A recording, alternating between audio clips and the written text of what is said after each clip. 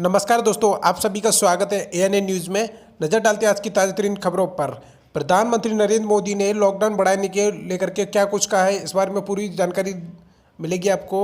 और पेंशन धारकों के लिए प्रधानमंत्री नरेंद्र मोदी ने बड़ा ऐलान किया। प्रधानमंत्री नरेंद्र मोदी ने पेंशन धारकों के लिए एक ऐलान कर दिया है, जिसमें पेंशन धारकों को काफ़ी लाभ मिलने वाला है। इसी साथ नेपाल बॉर्डर से बड़ी खबर आ रही है। नेपाल बॉर्डर पर कल हुई गोलीबारी के बारे में एक बड़ी खबर आ रही है। अगर आपने अभी तक हमारे चैनल को सब्सक्राइब नहीं किया तो सब्सक्राइब कर दीजिएगा और बेल आइकन को भी दबा दीजिए।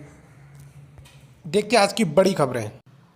अब मध्य प्रदेश के गांव में पहुंचा कोरोना। सरकार ने कहा राज्य के 462 गांव के 951 लोग संक्रमित। 52 में से 50 जिलों में पहुंची महामारी। पंचायत और ग्रामीण विभाग की ताजा रिपोर्ट के अनुसार 462 गांव के 951 लोग संक्रमित। 951 लोगों में से 479 लोग मजदूर जो दूसरे राज्यों से लौटे। 24 घंटे के अंदर 252 नई केस, 9 की मौत।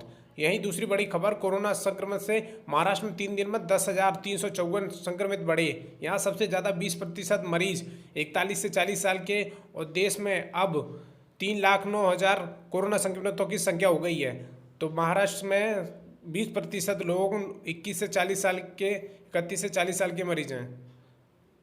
तो 21 से 30 साल के मरीजों की उम्र 17,000 से पार हो गई है। उसी के बीच दूसरी बड़ी खबर, कोरोना में संक्रमण से अब तक के 8,890 मौत होगी। महाराष्ट्र में सबसे ज़्यादा 3,717 लोगों की जान जा चुकी है। महाराष्ट्र 1 लाख संक्रमितों वाला देश का पहला राज्य बन गया। पश्चिम बंगाल 10,000 मरीजों वाला पहला राज्य बन गया है। देश का 8वां राज्य बन गया है। तो देश में कोरोना संक्रमितों की संख्या 3,09,621 हो गई है। शुक्रवार को एक दिन में सबसे ज़्यादा 11,314 मामले बढ़े। 388 लोगों ने दम तोड़ा। ये आंकड़े कोविड-19 इंडिया.org के मुताबिक है। इधर 1 लाख कोरोना मरीजों वाला देश का इकलौता राज्य बन गया है। यहाँ 1,01,000।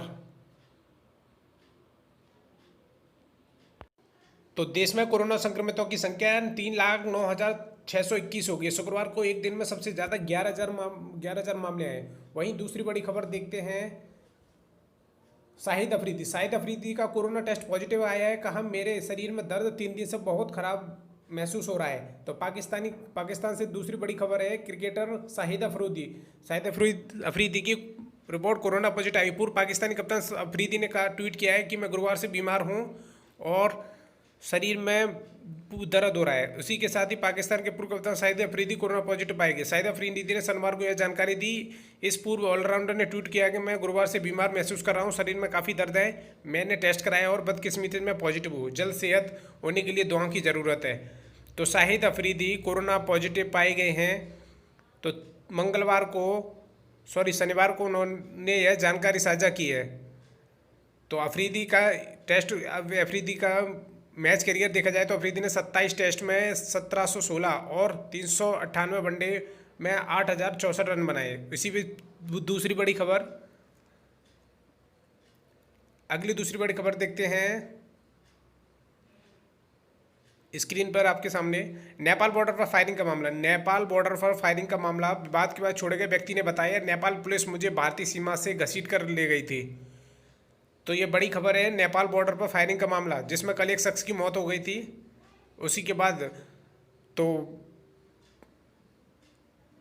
लगन ने कहा, जो पाकिस्तान की जो पुलिस उसको पकड़ के ले गई थी, तो लगन ने कहा कि लगन की बहू नेपाल के वो बॉर्डर से अपनी मां से मिलने गई थी, लेकिन नेपाल ने उन्हें रोक दिया। उन्होंने बताया कि नेपाल पुलिस ने कबूलनामे के दबाव बनाया था कि वो बिहार के सीतामढ़ी जिले के जानकी नगर स्थित नालबंदी बॉर्डर के पास शुक्रवार को 9:30 बजे गाँव वाली और सशस्त्र सीमा बल के जवानों के बीच हिंसा झड़प हुई थी, जिसमें नेपाली पुलिस की फायरिंग में एक भारतीय की मौत हो गई थी, जबकि 2 जख्मी हो गए थे।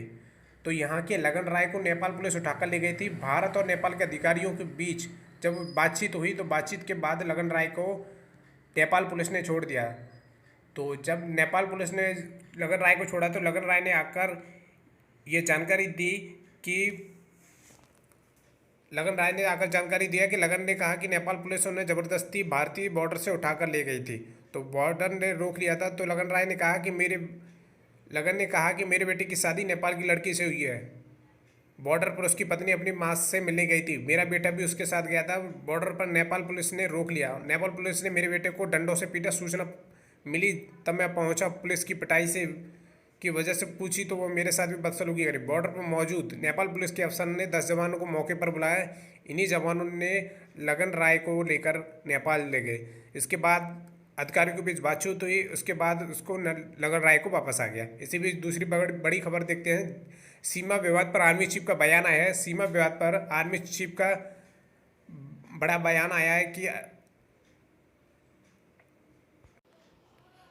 भारत और चीन सीमा विवाद पर